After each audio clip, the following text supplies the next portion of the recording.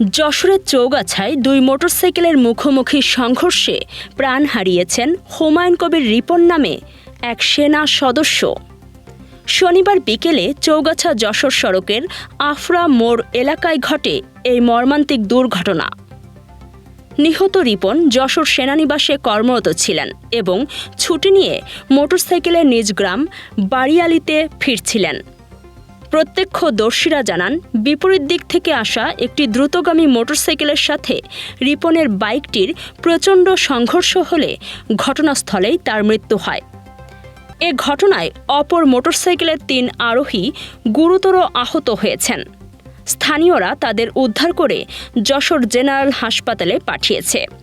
খবর পেয়ে সেনানিবাসের সদস্যরা নিহতের মরদেহ উদ্ধার করেন বলে নিশ্চিত করেছে চৌগাছা থানা পুলিশ।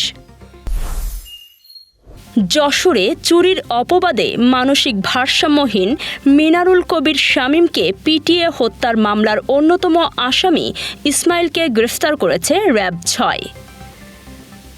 শনিবার বেলা 11:30টার দিকে শহরের শঙ্করপুর বাসস্ট্যান্ড এলাকা থেকে তাকে আটক করা হয়। গত ১৬ জানুয়ারি সদর উপজেলার বলাডাঙ্গা গ্রামে একটি দোকানের সামনে শুয়ে থাকা অবস্থায় চুরির সন্দেহে শামীমকে বেদম মারধর করে দোকানদার ও তার সহযোগীরা। পরে হাসপাতালে চিকিৎসাধীন অবস্থায় তার মৃত্যু হয়। এই ঘটনায় নিহতের বাবার দায়ের করা মামলায় দীর্ঘদিন পলাতক ছিলেন ইসমাইল। গ্রেফতারের পর তাকে আদালতে সোপর্দ করা হলে বিচারক তাকে কারাগারে পাঠানোর আদেশ দেন। যশোরে র্যাবের বিশেষ অভিযানে গ্রেফতার হয়েছে একাধিক ডাকাতি ও অস্ত্র মামলার আসামি জালাল শেখ। শনিবার দুপুরে সদর উপজেলার নরেন্দ্রপুর ইউনিয়নের চাউলিয়া এলাকায় অভিযান চালিয়ে তাকে গ্রেফতার করে র্যাব ৬ যশোর ক্যাম্পের সদস্যরা। র্যাব জানায়, গ্রেফতারকৃত জালালের বিরুদ্ধে অস্ত্র আইন ও ডাকাতি সহ মোট ৮টি মামলা বিচারাধীন রয়েছে। দীর্ঘদিন ধরে এলাকায় অপরাধমূলক কর্মকাণ্ড ও ডাকাতির মূল হোতা হিসেবে পরিচিত ছিলেন এই জালাল শেখ।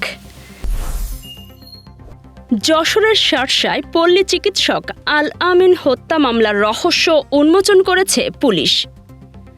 এ ঘটনায় সরাসরি জড়িত থাকার অভিযোগে আটক ৩ আসামিকে আদালতের মাধ্যমে জেল হাজতে পাঠানো হয়েছে।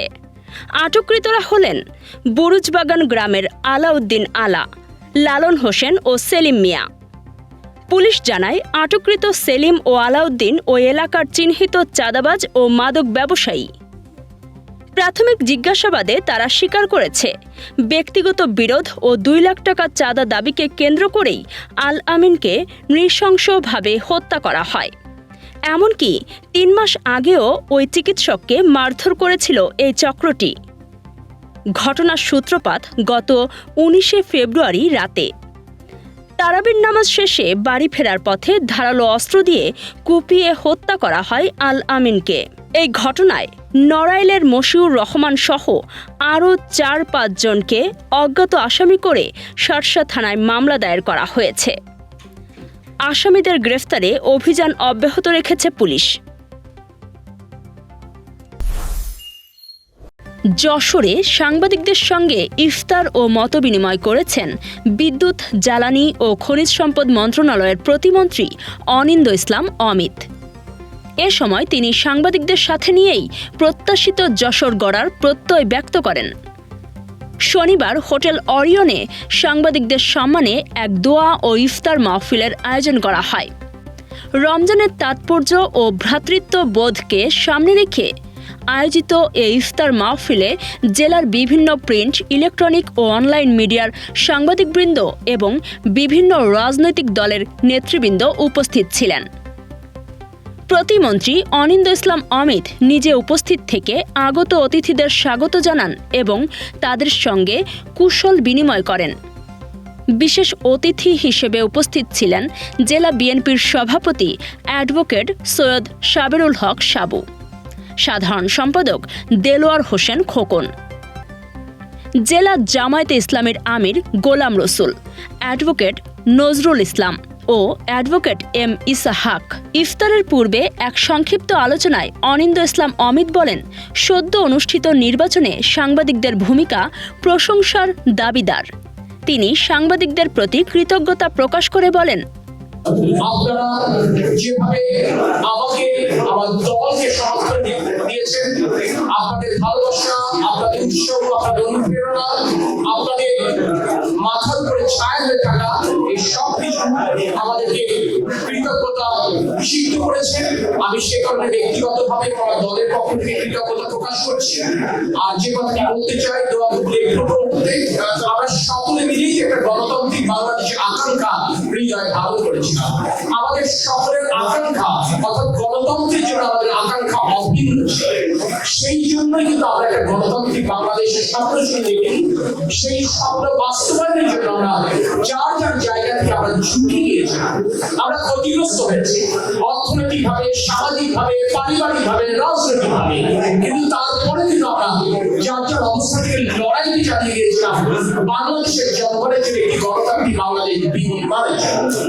সত্য সমর্থক প্রয়োজনে জাতীয় সংসদ নির্বাচন, বাংলাদেশের জনগণের ভোটে নির্বাচিত জনগণের সরকারকে পুনঃপ্রতিষ্ঠা করতে সক্ষম হয়েছে ঠিকই, কিন্তু এই সরকার আগামীতে বাংলাদেশের জনগণের প্রত্যাশা পূরণের জন্য যে পথ চলবে, সেই পথের প্রতিটি পদক্ষেপে আমি আজকের সাংবাদিক সমাজ এবং গণতন্ত্রের পক্ষে যারা রাজপথে আমাদের সংযুক্ত ছিলেন তাদের সকলের কাছে অকুণ্ঠ সমর্থন প্রত্যাশা করে এবং আমি আপনাদেরকে সাথে নিয়ে আগামীতে আমাদের প্রত্যাশিত যশোর করবার প্রত্যয় ব্যক্ত করে আমি আমার কথা শেষ করছি। আল্লাহ হাফেজ। বাংলাদেশ জিন্দাবাদ। পরবর্তীতে দেশ ও জাতির কল্যাণ, উন্নয়ন ও সমৃদ্ধি কামনা করে বিশেষ মোনাজাত করা হয়।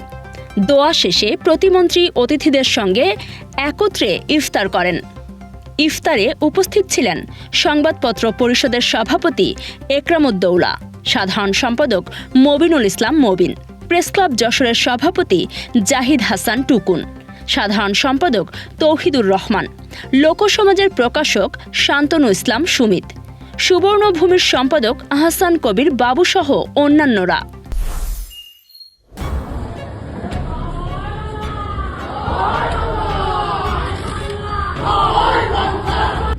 দীর্ঘ 18 মাস পর কার্যক্রম নিষিদ্ধ যশোরের বাঘারপাড়া উপজেলা আওয়ামী লীগ কার্যালয় খুলে দিয়েছে ছাত্রলীগের নেতাকর্মীরা।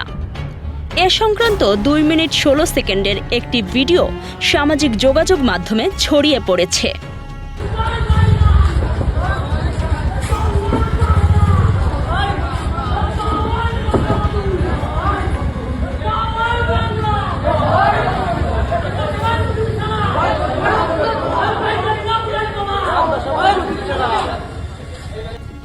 ওই ভিডিওতে দেখা যায় শুক্রবার সন্ধ্যার পর তারাবি নামাজের সময় আওয়ামী লীগের দলীয় কার্যালয়ের দরজার তালা ভেঙে ভেতরে প্রবেশ করে 30 থেকে 35 জনের একদল যুবক।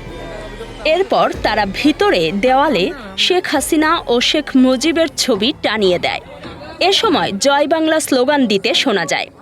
একই সঙ্গে শেখ হাসিনা আসবে, বাংলাদেশ হাসবে, বিপুল ভাই ভয় নাই, রাজপথ ছাড়ি নাই স্লোগান দিতে দিতে দ্রুত স্থান ত্যাগ করে তারা।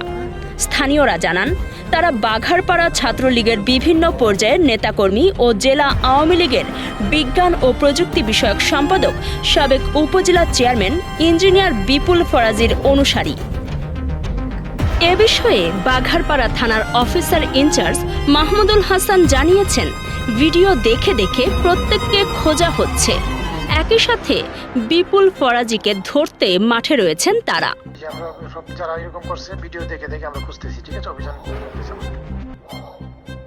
কাজী সাইমা, রাতদিন নিউজ।